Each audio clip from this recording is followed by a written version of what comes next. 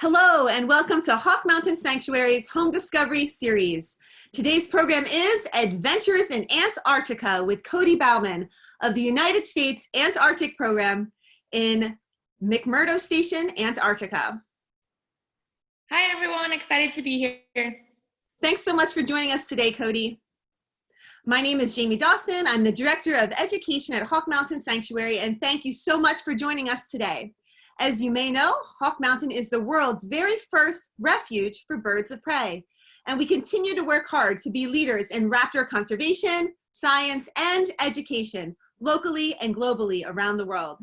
Hawk Mountain is a private nonprofit, and membership is the lifeblood of our organization. To all of our members, thank you so very much for your continued support. It means the world to us. And if you're joining us today and you're not a member, we hope that you consider becoming one in the future. Hawk Mountain hopes that everyone remains safe and healthy during these times of COVID challenges, and we are thrilled to offer our community a variety of free virtual programming. As always, Hawk Mountain greatly appreciates and depends on donations. Just so everyone is aware, today's program is being recorded. The video will then be accessible on Hawk Mountain's YouTube channel as a continued resource. We also have a link on our website directly connecting you to our YouTube channel. At any point during today's program, viewers may submit questions through the Q&A feature on the Zoom platform. We've designated time at the end of the program to take some questions from the audience. And we are so excited that Cody Bauman is joining us today to give us a sneak peek at what it is like to live and work in Antarctica. But before we go further, I'd love to share some of Cody's background experience with our audience. As Todd Bauman's daughter, the stewardship director of Hawk Mountain, Cody had the privilege of getting to spend much of her childhood at Hawk Mountain Sanctuary. She was homeschooled until 11th grade and then a graduate of Kutztown High School. Cody went on to receive a Bachelor's of Science in Elementary Education from Slippery Rock University, and she furthered her education with a dual master's degrees in Public Administration and Recreation and Sports Science from Ohio University.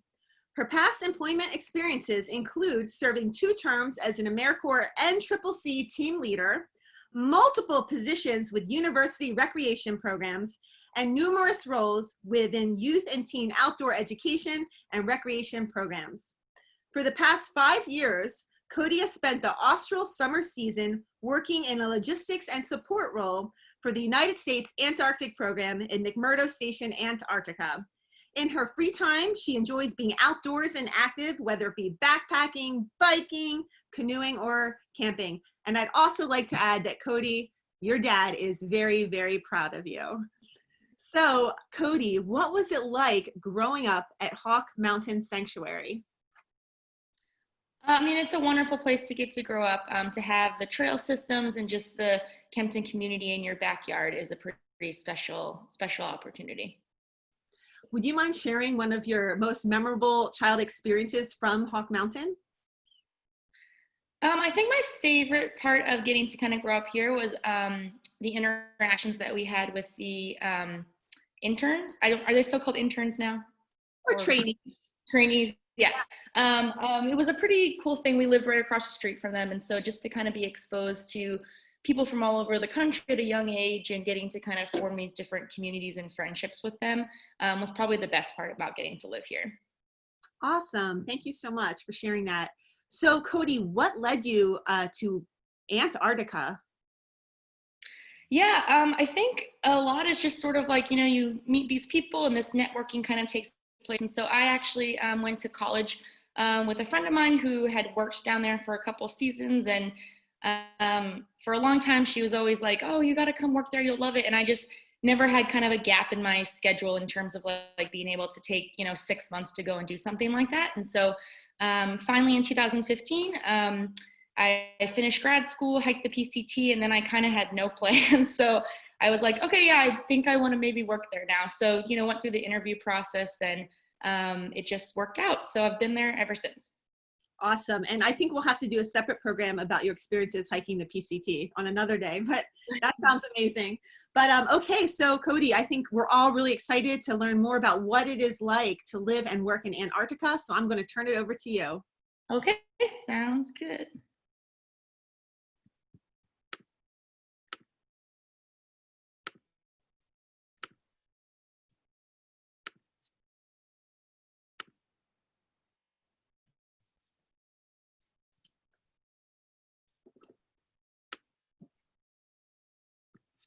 Okay. Yeah, so I'm just going to talk a little bit about Antarctica as a whole and then dive deeper into where I work and what I do there, and then talk a little bit about the community. So if you have any questions, go ahead and type those in and then I'll answer them at the end. So Antarctica is the only continent on Earth without indigenous human inhabitants. And so no one is born in Antarctica, no one can be from Antarctica, no one's a resident there, and no one owns Antarctica. Scientists and support staff represent 30 different countries that make up about 70 bases. 40 of those are year-round and 30 of those are in the summer only. And the austral summer is October through February. 98% of Antarctica is covered by the Antarctic ice sheet. And so this continent makes up about 90% of the world's ice and 70% of the world's fresh water. So it's incredibly important in terms of as a resource. And then looking into the Antarctic Treaty and Conservation Act. So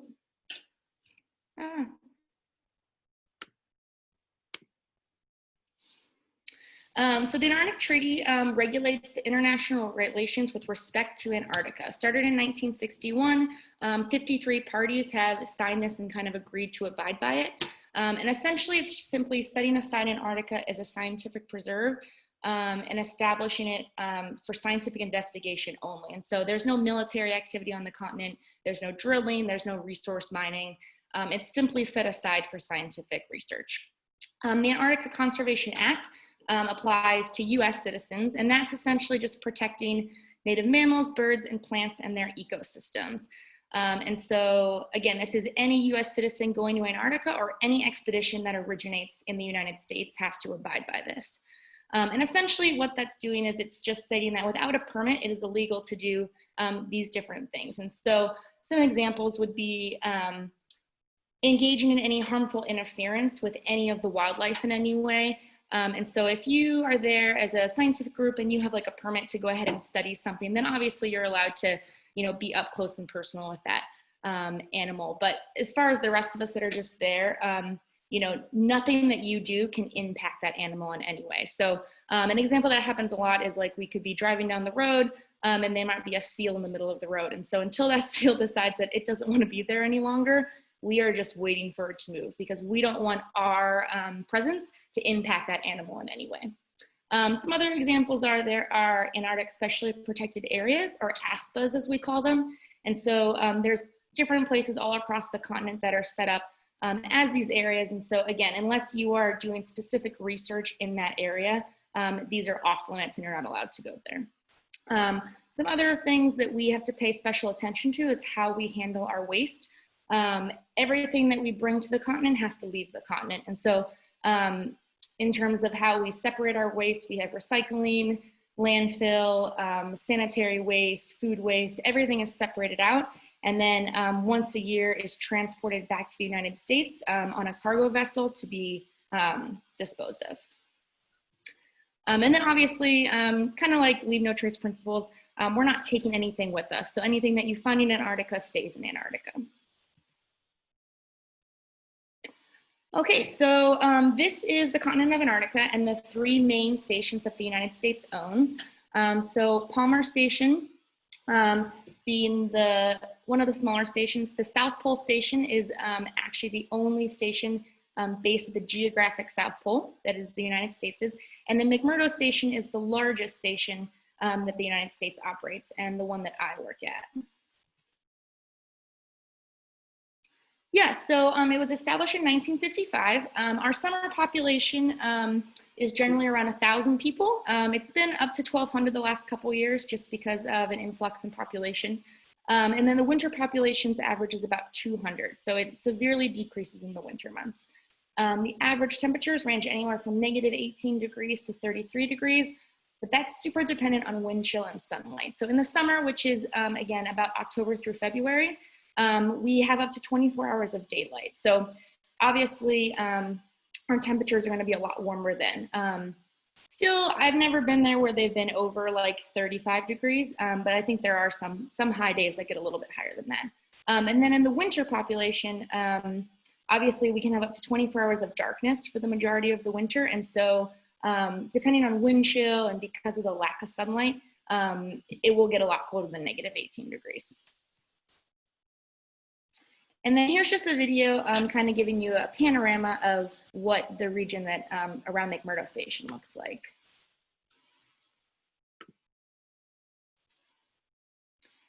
And this is taken from kind of a Castle Rock, a mountain that you can kind of climb near there. Those roads going out, those go out to 2 of the airfields that we have. And then you can't really see McMurdo. It's kind of straight ahead over that kind of rock outcrop. That's my friend Brad. And then all of that open water, this is later in the season, so all that's broken up. Normally that's all ice and just looks like ice. So this was obviously a gorgeous day, super low wind chill, a beautiful day to be out hiking, and just like super clear weather. This next clip is gonna show you what it also can look like on a daily basis, which is not as inviting.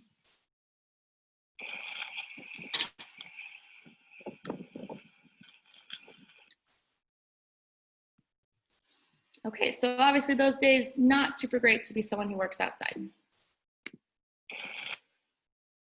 Okay, so to talk a little bit more about the United States Antarctic Program, so the National Science Foundation is sort of the overarching umbrella organization that then works with the United States Antarctic Program, or USAP as we call it, to accomplish these sort of 3 main goals. So to understand the region and its ecosystems, to understand its effects and responses to global processes such as climate, and to use the region as a platform to study atmosphere and space. And so they will partner, then the USAP program partners with different organizations to actually fulfill the contracts of the people who work there. And so PAE, Pacific Architects and Engineers, Ghana EU Services, GSC, Leidos, and then the GHG Corporation are the 4 main kind of contractors. PAE is the company that I work for, and they handle most of the logistics and support contracts. And so a lot of your carpenters, mechanics, power plant technicians, welders, anything kind of relating to logistics and support, those are the contracts that they fulfill. GSC Corporation handles more of the kind of living side of being there, and so your janitorial staff, your cooks, your kitchen staff, your lodging staff.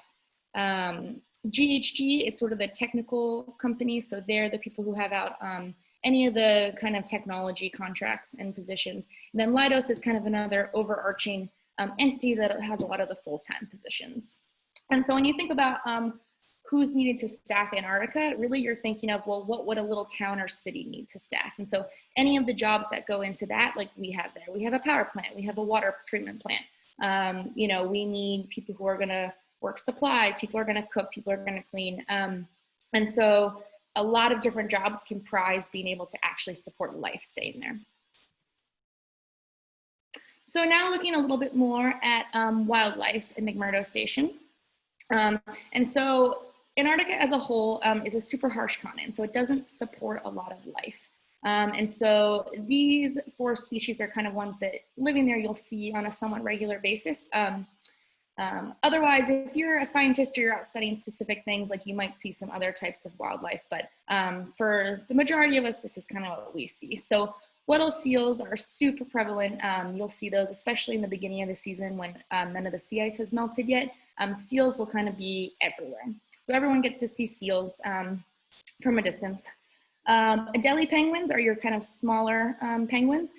They are pretty prevalent. Most people who are there will always see those because they come a little bit closer into town. The emperor penguins are the larger penguins. Those are a little bit harder to find. You still can see them if you're kind of out of town a little bit more out on the ice sheet, but not everybody gets to see those all the time. And then skuas, everybody sees. Skuas are kind of a scavenger bird.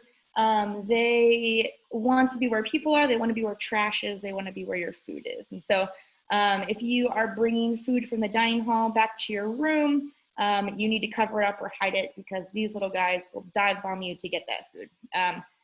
There was a friend riding a bicycle who had like food like kind of in his pocket on the bicycle, and one of them like dive bombed him on his bicycle to get this like hidden piece of food in his pocket. So yeah, they're pretty crafty, and you kind of just get used to always hiding anything that is edible when you're outside. And then this next clip is just a penguin parade that we had this past season. This does not happen regularly. We were super lucky. This was about 5 or 6 in the morning, I think. And these little guys just decided they were going to walk through town. So for everyone who was up or finishing their work shift, this was a pretty cool thing to get to see. Okay, so climate change in Antarctica. I think this is a pretty common question that people ask is like, oh, are you seeing climate change? I'm not a scientist there. I don't have anything to do with the science that's happening there. But in terms of just like things that we've noticed being there and just a little bit of research that I did. So global sea levels have risen 0.55 inches since 2003. And this is directly due to ice melt in Antarctica and Greenland. So this is driven by climate change, and the data comes from NASA satellites. Antarctica's ice sheet has lost an average of 118 gigatons of ice per year.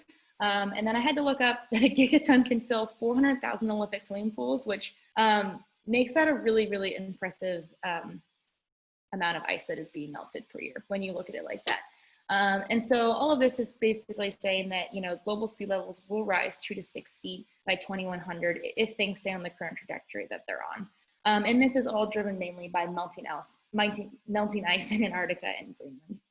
And so that's obviously something that like I don't necessarily see on a daily basis being down there. Something that has impacted the people who are just working there on a daily basis is that every year we need to get supplies on the continent and waste off. And so we require a cargo ship to dock at McMurdo Station. We will build an ice pier to kind of assist with this process. And this past winter, it's usually always made the winter before the summer season. And they actually weren't able to construct a pier because the ice wasn't thick enough and strong enough to be able to actually like complete the process of creating a pier that was going to work.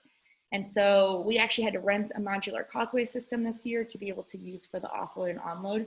I don't think this is the first time that's happened. It's happened in the past, but it's definitely something noticeable since I've started working there that like, oh, we had a very, very warm winter. Like we weren't able to create this ice pier. And then also we normally have a lot of science projects that are always taking place out on the ice sheet during the summer months. And we actually weren't able to do any of those science projects this past year because it was actually too warm to be able to have equipment and people and like structures on the ice sheet. So just an example of that, we're definitely seeing the impacts of global warming there. And we definitely had a very warm winter this past year compared to most. So now I'm just going to talk a little bit about ATO, the Antarctic Transportation Operations Department. That's the department that I work for. I've worked for this department for 5 years in different roles. I was a cargo handler, I was a cargo lead, and then this past year I was a shift supervisor for one of the cargo shifts. And so we essentially handle all of the people and cargo movements happening to and from the continent and then on the continent itself. We do fly to the South Pole. That's how they get a lot of their supplies. And then we will fly to different field camps that are set up in the summer months on the continent of Antarctica. So McMurdo is kind of the home base for the hub of everything. And then we supply people and equipment and things to different places in Antarctica that we're studying. And so pretty much we'll build cargo onto airfoil pallets. And so this is just an example of some stuff that's ready to fly. And we're building based on the United States Air Force specifications, looking at everything from hazardous materials that we're sending, how it needs to be packaged, how it needs to be transported, and then how things need to be secured. So we're following a lot of guidelines. And this is all stuff that has been built and kind of like, okay, that yes, this is legally okay and ready to fly. We then transport cargo, and so we use these kind of CAT different loaders, 950 loaders, IT-28 loaders, and then these Delta transport vehicles to actually get the cargo from McMurdo, the town, out to the airfields. We have 2 airfields, and it takes anywhere from 30 to 45 minutes to get to them using these types of machines. Just an example of some people getting ready to download an incoming plane, and so the type of equipment that we use. And then here's an example of a plane being loaded. And so if you have cargo that's too large to fit onto one pallet, then we'll use these cargo sleds and actually push this up to the back of the plane and then push the cargo onto the plane. There are 2 different types of planes that we see routinely in Antarctica to carry people and supplies. And so this is a smaller plane. This is an LC-130. It can carry about 36,000 pounds, about up to 64 people, and it has skis. So it's not a wheeled aircraft like most planes you think of, but it actually has skis. Due to runway conditions, this is the only aircraft that can fly to the South Pole Station and to any of the field camps. And then during a big portion of the summer season, it's actually too warm to accommodate the larger wheeled aircraft in McMurdo. And so these planes are also the only planes that can come to the continent during that kind of middle of the season. This is a C-17. So this is a much larger plane. This is how we're getting the majority of the people and the cargo to and from the continent. It can carry up to 100,000 pounds, 102 people, and it is a wheeled aircraft. And so these are the planes that in the beginning and the end of the season we're relying on to really bring the bulk of the people and the supplies. This is an example of a C-130, so the smaller plane, and it has already landed and it's just taxiing to its parking spot. But a good example of that, again, the weather is not always nice. A lot of times the weather looks like this, where you can't really see much. They do have specifications on like when they're allowed to fly. And so a lot of our day is spent around what the weather looks like and if a plane is going to fly or not. A lot of times missions will start and then they'll have to abort that mission because the weather is just looking bad where the destination, or return weather is looking bad. And so a lot of what happens is kind of things that we think are flying and that turn around and come back, or you know, don't leave to begin with just because the weather is not great. So you're really waiting for that kind of perfect weather window in both places to be able to have a successful flight mission. So in addition to planes, we also have supplies delivered by a cargo ship that comes once a year. This is the Ocean Giant and delivers supplies to McMurdo Station. And then we distribute those supplies. Some are for Scott Base, which is the New Zealand base about 1.5 miles from our base. And then the South Pole Station. And so the majority of the South Pole supplies then will get flown from McMurdo. So yeah, once a year, this ship comes in. It'll bring a lot of the larger, heavier objects that just, it's not possible for us to be able to fly. And it really has a year's worth of food, you know, anything that we kind of need for that next year. And then it also takes all of our garbage and anything that we need to get off the continent with it. And then goes back to California where all that's processed. And in addition to the Ocean Giant, we also have a fuel tanker that comes. It doesn't come every year. It's about every other year, depending on our fuel need. And it has the ability to carry 3.5 million gallons of fuel. Antarctica is pretty much run on diesel fuel. And, you know, that can be a little ironic considering a lot of what it's studying is, you know, climate change and the impacts on the planet. But just in terms of us being able to function there, it's right now kind of the best thing that we have in terms of being able to maintain sustainable life there. And so we rely on diesel fuel and fuel in general for heating, for all of our vehicle operations, all of our flight operations. Okay, so the community. And so a lot of the reason that people come back to Antarctica is because of the people. They kind of have this saying where it's like, oh, the first year you come because you want the experience. The second year you come because you want the money. And the third year you come because you don't fit in anywhere else, which is super true. And so people work really, really hard. We work up to 6 days a week, a minimum of 54 hours per week. You are brought there to work, and that's what you do. However, the amazing thing about the community there is that people put a lot of time and a lot of effort into trying to make the hours that you're not working there really important and special, and kind of include a lot of the people that we work and live with every day. So this is just kind of an example of some bigger things that we do there. In addition to this stuff, I mean, people will volunteer and teach yoga classes, workout classes. People will hold, you know, book clubs, knitting clubs. It's actually pretty cool the amount of things that are run just by volunteers because they have an interest and they want to be able to provide that for the community. We have a craft fair every year. You know, we have bingo and trivia nights. People put a lot of effort into their community. So some of the things that we do every year. So Ice Stock is kind of a planned Woodstock, and it's a big kind of concert festival thing that we do. There's some really, really talented musicians that come down every year, and they'll kind of form different bands as a group. And we probably have, you know, anywhere from 8 to 15 bands play every year. And it's kind of an all-day music festival. It happens over New Year's, so it's the way we bring in the new year. People will dress up, will grill, and the majority of station has office day, which is a big deal. Pretty much everyone is only ever getting 1 day off a week, unless it is a holiday. And then it's a big deal. People get 2 days off in a row for the most part, and it's usually a big celebration of sorts. We also do a flash mob pretty much every year. I've been a part of it most of my seasons. And so again, it's this kind of thing. People know what's going to happen at this point. It's not really a surprise. But people will, meet for months beforehand and kind of secretly practice and have a theme and different songs or, choreographed dances that we put together, and then we perform it at Ice Dock.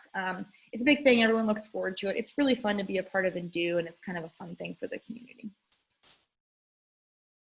Tug of War. I never thought that Tug of War would be as a big part of my life once you leave like middle school, but we do it every year down there. We do a competition against the New Zealand base, which I said is like about 1.5 miles from our base. And so every year we kind of do a big USA versus New Zealand. We compete against them in a couple other things just for fun. We do a manhaul race every year. We do a bunch of different running races. I would like to say we normally win, but we do not. The New Zealanders are very strong. The majority of their base is comprised of their New Zealand military force. And so they're just usually a little bit more in shape than we are. But it's super fun, and it's just like a fun, again, thing to kind of do.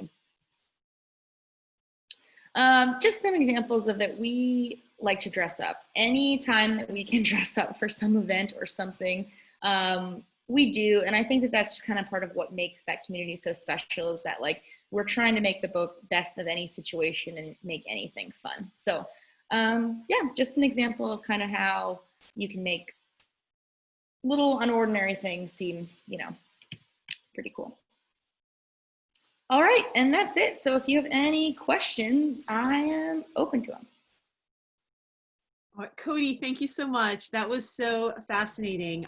So I will turn my video back on as well. So we do have a question regarding the wildlife there. Are any of the animals on Antarctica endangered? That's a really good question. Based on the ones that I mainly see, I do not believe any of those are. I'm sure there's like random fish species and things like that that I'm just not aware of, because unless you're the people studying them, like we don't really see that. So I'm sorry, I don't have like a specific answer for that.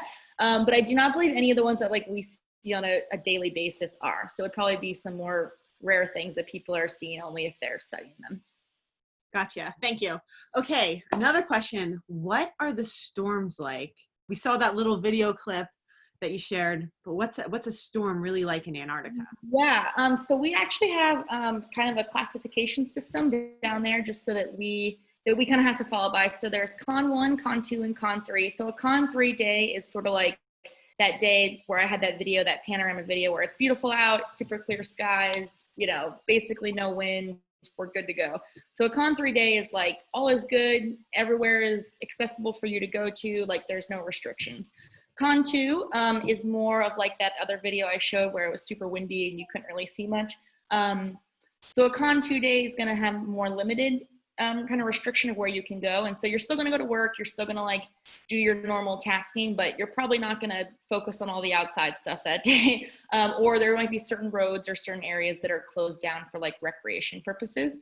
And then Con 1 is where like you are literally not able to leave the building that you're in. And so you are stuck where you are, whether you have food there or not. Like, everyone always has like food in their rooms or kind of things with them, because it's just you. If it's a Con 1, wherever you are, that's kind of where you're stuck. If it's a Con 1 for long enough, then they'll actually go and set up like little rope systems that will like go from your dorm rooms to like where you can get food that people can like follow to get places.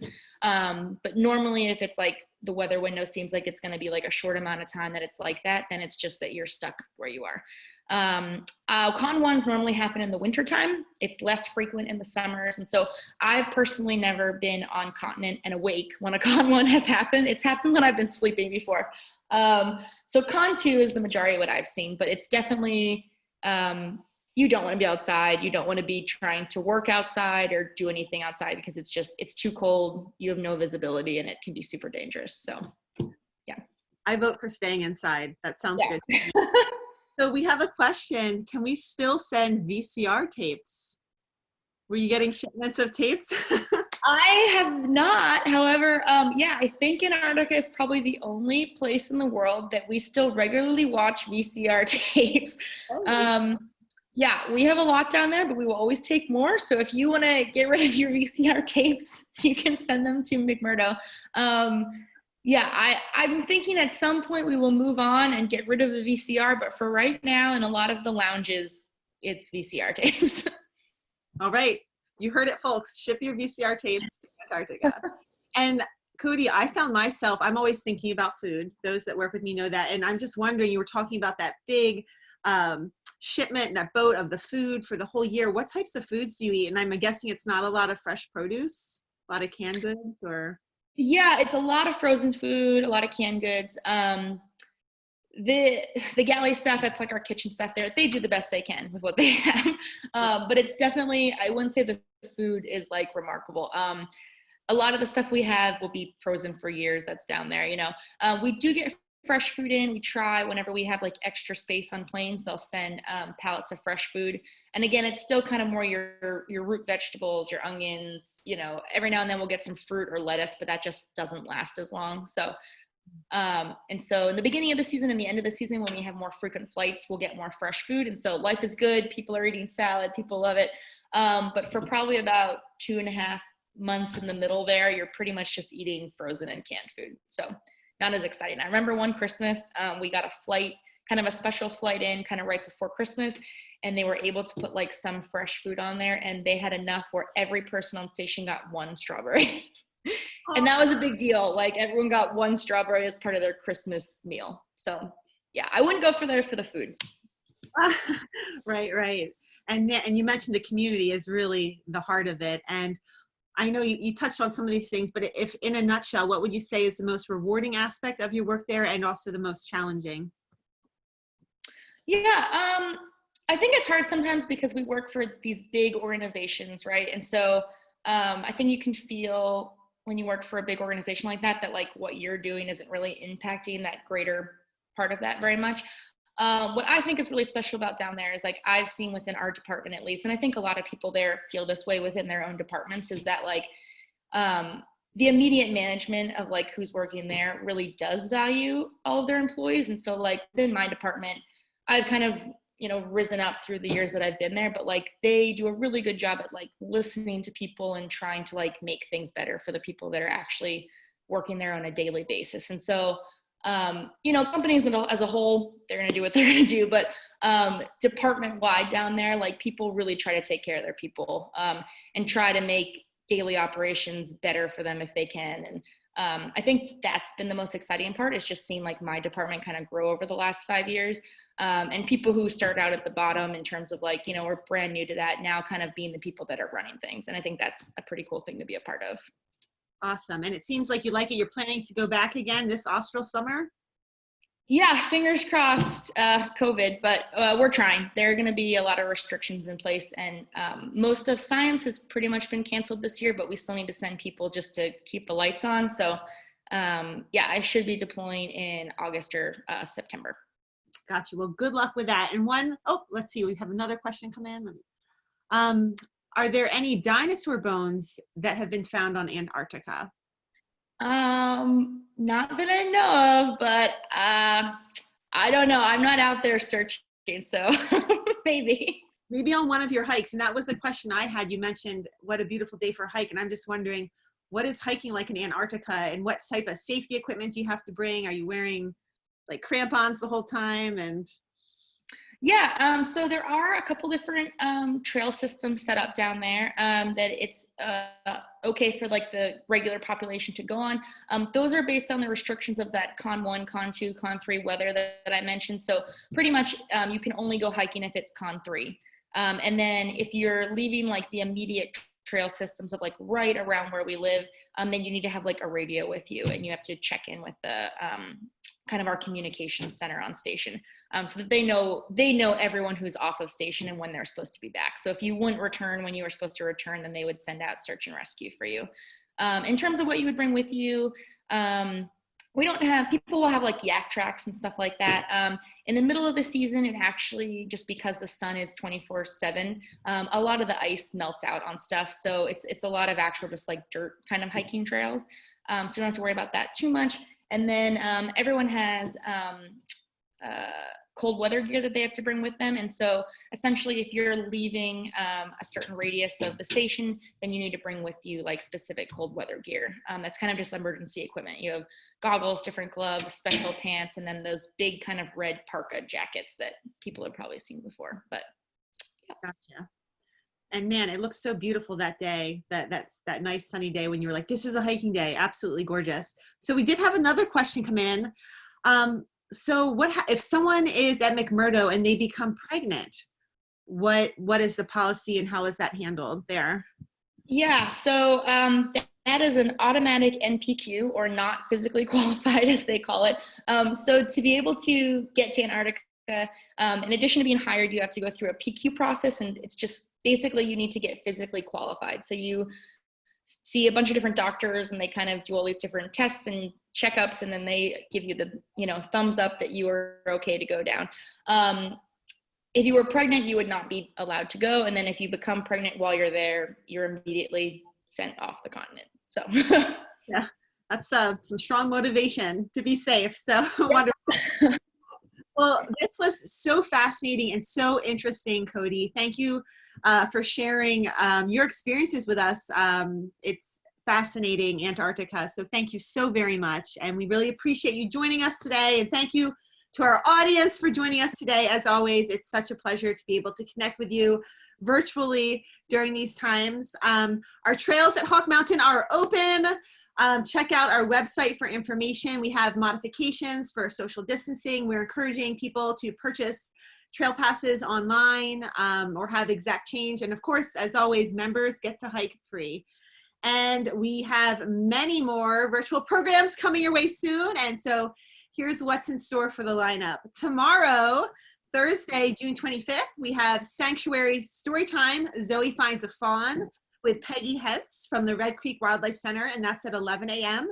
This Friday, June 26th, we have Benefit for the Birds Live, Support the Sanctuary and Save the American Kestrel, and that's at 7 o'clock p.m. with our president, Sean Grace, and Dr. J.F. Terrian. And then next Wednesday, July 1st, we have Clean Water, Let's Dive In with Katie Register, who's the director of the Virginia Clean Waterways, and that's at 1 o'clock p.m.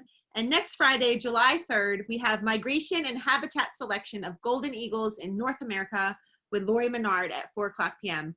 So we hope to see everyone again soon, and thank you so much for joining us, and have a fantastic day. And Cody, you're getting some applause coming in from the chat. Good job. Thank you. Bye.